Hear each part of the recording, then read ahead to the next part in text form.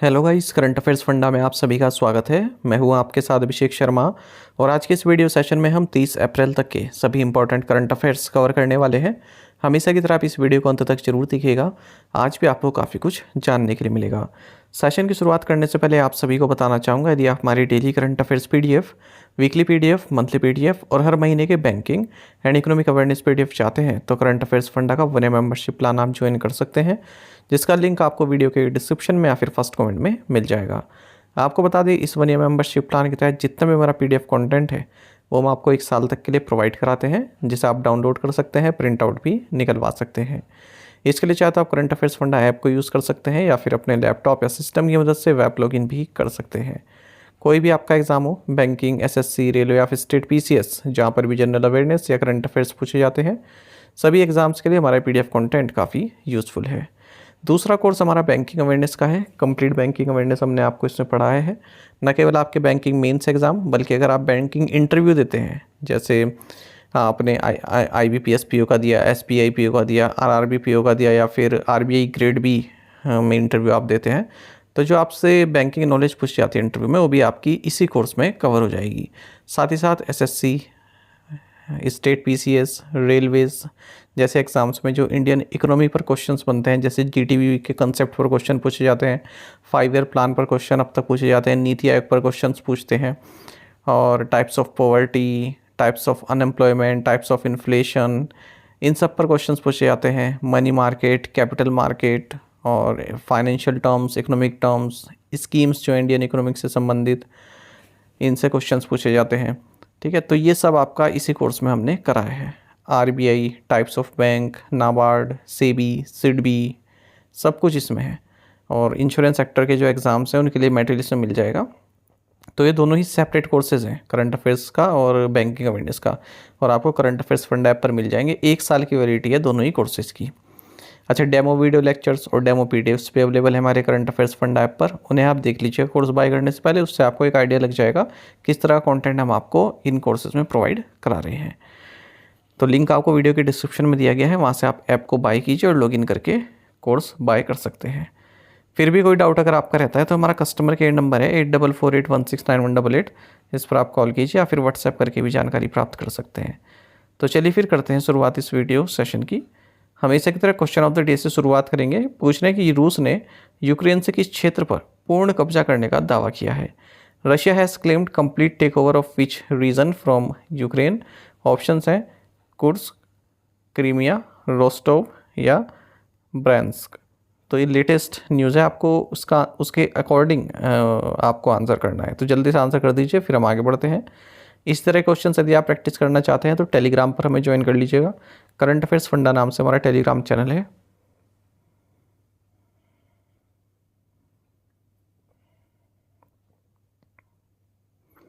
Which two countries signed the intergovernmental agreement for the procurement of 26 Rafale M fighter jets. 26 Rafale M लड़ाकू jet की खरीद के लिए किन 2 देशों ने अंतर सरकारी समझौते पर हस्ताक्षर किए हैं। ऑप्शंस आपके सामने हैं। सही आंसर ऑप्शन ए है, इंडिया एंड फ्रांस। तो भारत और फ्रांस ने इंटरगवर्नमेंटल एग्रीमेंट कंक्लूड किया है, जिसके तहत 64,000 करोड़ रुपए की कॉस्ट पर 26 Rafale M fighter jets Indian navy के लिए बाय किए जाएंगे। इन 26 राफेल मैरीन एयरक्राफ्ट में से 22 सिंगल सीटर होंगे और 4 डबल सीटर होंगे। इनकी डिलीवरी 2028 के मध्य से शुरू हो जाएगी और 2030 तक कंप्लीट कर दी जाएगी। इस एग्रीमेंट में ट्रांसफ़र ऑफ टेक्नोलॉजी भी इंक्लूड है, यानी कि जो हमारे इंडिजीनियस वेपन्स हैं, जैसे Astra beyond visual range, air to air missiles, इनको किस तरह से राफेल में फिट किया जाए, इंटीग्रेट किया जाए, वो टेक्नोलॉजी भी मिलेगी। इंडियन नेवी फिलहाल 2 एयरक्राफ्ट कैरियर्स ऑपरेट करती है। एक तो है आईएनएस विक्रमादित्य, जो हमने रशिया से लिया था, और दूसरा इंडियंसली बिल्ट है, भारत में बिल्ट है, आईएनएस विक्रांत, जिसे सितंबर 2022 में हमने कमीशन किया था। और इन पर मिग 29 के जेट्स को हम ऑपरेट करते हैं, जो रशिया से लिए गए थे हमारे द्वारा। Which institute has been notified as an institution deemed to be university by the Union Ministry of Education? केंद्रीय शिक्षा मंत्रालय ने किस संस्थान को विश्वविद्यालय माना गया संस्थान के रूप में अधिसूचित किया है। ऑप्शंस आपके सामने हैं। सही आंसर ऑप्शन सी है, film and television institute of India. तो यूनियन एजुकेशन मिनिस्ट्री ने एक तो film and television institute of India यानी कि FTII पुणे और Satyajit Ray film and television institute Kolkata, इन दोनों को ही institutions deemed to be universities का दर्जा दिया है। अब ये अपना doctoral research and innovative academic programmes launch कर सकते हैं और ये ग्रांट इनको दिया गया है यूनिवर्सिटी ग्रांट कमीशंस के द्वारा एडवाइस दिया गया था UGC एक्ट सेक्शन 3 के तहत। और अब ये दोनों ही संस्थान national institutional ranking framework rankings में भी पार्टिसिपेट कर सकते हैं, पर एक कंडीशन भी होती है कि इन्हें top 200 of the NIRF rankings में रहना पड़ेगा लगभग 3 साल और इनका एक्रेडिटेशन स्कोर एटलीस्ट 3.01 होना चाहिए, तभी ये मान्यता इनकी बनी रहेगी। How many premier league titles have Liverpool FC won? Liverpool FC ने कितने प्रीमियर लीग खिताब जीते हैं? ऑप्शंस आपके सामने हैं। सही आंसर ऑप्शन बी है 20। लिवरपूल ने टॉटनहैम को 5-1 से हराकर प्रीमियर लीग टाइटल जीत लिया। इनका 20वां टाइटल है और 20वें टाइटल के साथ अब लिवरपूल ने मैनचेस्टर यूनाइटेड का भी जो रिकॉर्ड है उसकी बराबरी कर लिया, यानी कि जॉइंट मोस्ट सक्सेसफुल क्लब है इस इंग्लिश टॉप फ्लाइट हिस्ट्री में, यानी कि 20 टाइटल दोनों ने ही जीते हैं। Who won the 2025 Copa del Rey final? 2025 Copa del Rey final किसने जीता? सही आंसर ऑप्शन बी है Barcelona.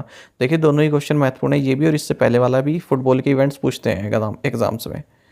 2025 Copa del Rey final ये फुटबॉल मैच हुआ जिसके तहत 2024-25 कोपा डेल रे के विनर्स को चुना गया है। ये 23rd एडिशन था, इस स्पेन का एक प्राइमरी फुटबॉल कप होता है कोपा डेल रे। तो ये फाइनल खेला गया बार्सिलोना और रियल मैड्रिड के बीच में। बार्सिलोना ने मैच 3-2 से जीता एक्स्ट्रा टाइम के बाद और अपना 32वां कोपा डेल रे टाइटल जीता है। Who release the world social report 2025? विश्व सामाजिक रिपोर्ट 2025 किसने जारी की? ऑप्शंस आपके सामने हैं। सही आंसर ऑप्शन बी है यूनाइटेड नेशंस। यूनाइटेड नेशंस ने वर्ल्ड सोशल रिपोर्ट 2025 जारी की है जिसमें बताया गया कि एक नई ग्लोबल पॉलिसी कंसेंसस लाने की ज़रूरत है जो कि equity, economic security and solidarity amid rising insecurity inequality पर कार्य करे। बताया गया है कि 60% जो ग्लोबल पॉपुलेशन है वो इकोनॉमिक इनसिक्योरिटी फेस कर रही है। 690 मिलियन पीपल एक्सट्रीम पॉवर्टी में है और पॉवर्टी घटने के बाद भी जो इनकम इनइक्वालिटी है वो बढ़ी है, ठीक है। और जो रिचेस्ट 1% है, यानी कि 1% जो अमीर है, उनकी वेल्थ 95% लोगों से ज़्यादा है। More than 50% of people globally report low और नो ट्रस्ट इन गवर्नमेंट। 50% से ज़्यादा लोग अपनी गवर्नमेंट पर विश्वास नहीं करते हैं। इकोनॉमिक डिस्ट्रेस है, मिस इन्फॉर्मेशन है, गवर्नेंस फेलर है और 1 बिलियन पीपल से ज़्यादा लोग एक्सट्रीम पॉवर्टी से ऊपर उठाए गए हैं 1995 से लेकर अब तक। Which organisation partner with the government of Orissa to organise a capacity building programme for boosting agri exports. किस संगठन ने कृषि निर्यात को बढ़ावा देने के लिए क्षमता निर्माण कार्यक्रम आयोजित करने के लिए उड़ीसा सरकार के साथ साझेदारी की है? सही आंसर ऑप्शन भी है APEDA. Agriculture and processed food products export development authority APEDA और गवर्नमेंट ऑफ उड़ीसा ने वर्कशॉप कम कैपेसिटी बिल्डिंग प्रोग्राम ऑर्गेनाइज किया है ताकि एग्री प्रोडक्ट्स एक्सपोर्ट्स को बूस्ट किया जा सके उड़ीसा से। अपेडा की स्टैट्यूटरी बॉडी है, 1986 में स्टैब्लिश की गई थी ministry of commerce and industry government of India द्वारा, ताकि जो एग्रीकल्चर प्रोडक्ट हैं या फिर प्रोसेस्ड फूड प्रोडक्ट हैं उन्हें भारत से एक्सपोर्ट किया जा सके। इसका हेडक्वार्टर्स न्यू दिल्ली में है। स्थापना वर्ष याद रखिएगा 1986। Which constitutional authority has signed an MOU with IIM Kozhikode to enhance performance audits? किस संवैधानिक प्राधिकरण ने निष्पादन लेखा परीक्षा के लिए IIM कोझिकोड के साथ एक समझौता ज्ञापन पर हस्ताक्षर किए? सही आंसर ऑप्शन डी है controller and auditor general of India. Controller and auditor general of India ने मेमोरेंडम ऑफ अंडरस्टैंडिंग साइन किया Indian institute of management Kozhikode के साथ ताकि quality, consistency and impact of performance audits को इन्हेंस किया जा सके। This collaboration is part of CAG's ongoing strategy initiative to engage with premier national institutions to enhance its audit capabilities. आपने देखा होगा कि कैक कई संस्थानों के साथ अब MOU साइन कर रहा है। Who won the elite men's race at the world 10K Bengaluru 2025? विश्व 10K बेंगलुरु 2025 में एलिट पुरुष दौड़ किसने जीती? सही आंसर ऑप्शन डी है जोशुआ चेप्टेगई। ओलंपिक चैंपियन है जोशुआ, युगांडा के हैं, इन्होंने मेंस रेस जीती है। वहीं युगांडा की सारा सेलांगेट, इन्होंने विमेंस टाइटल जीता है वर्ल्ड 10K बेंगलुरु 2025 रेस में और फर्स्ट एथलीट है युगांडा से जिन्होंने दोनों ही टाइटल अपने नाम किए हैं। अगर हम इंडियंस की बात करें, इंडियन विनर्स की बात करें, तो अभिषेक पाल ने मेंस टाइटल और संजीवनी जाधव ने विमेंस टाइटल जीता है। When is the international jazz day celebrated annually? अंतर्राष्ट्रीय जैज दिवस प्रतिवर्ष कब मनाया जाता है? सही आंसर ऑप्शन सी है अप्रैल 30। इंटरनेशनल जैज डे ये United Nations Educational Scientific and Cultural Organisation UNESCO द्वारा डिक्लेयर किया गया 2011 में। ये भी पूछ लेते हैं किस एजेंसी द्वारा ये मनाया जाता है। 30 अप्रैल को मनाया जाता है। और ये आइडिया कहाँ से आया था? जाने माने पायनिस्ट हैं, यूनेस्को गुडविल एम्बेसडर हैं हेर्बी हैनकॉक, इनके द्वारा ये आइडिया दिया गया था। और इस डे की अध्यक्षता भी इनके द्वारा और यूनेस्को डायरेक्टर जनरल द्वारा की जाती है।